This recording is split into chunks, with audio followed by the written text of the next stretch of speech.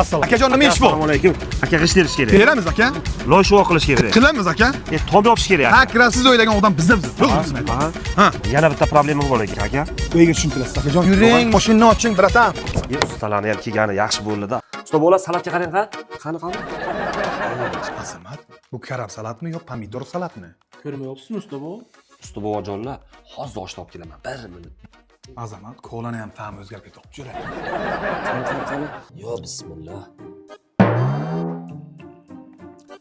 Aka devziradan tayyorlayapsiz-da. Sergo'sh qilibsiz-da. Yashay. Azamat, go'shi bilan jura, go'shi bilan.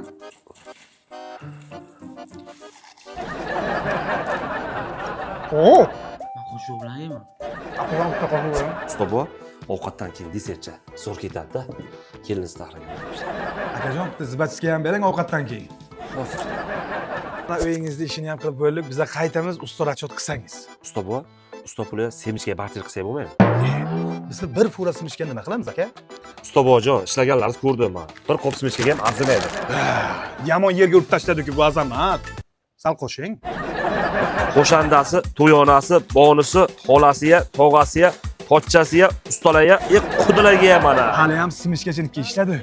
Doktor urologdagi ishlasak nima bilakin?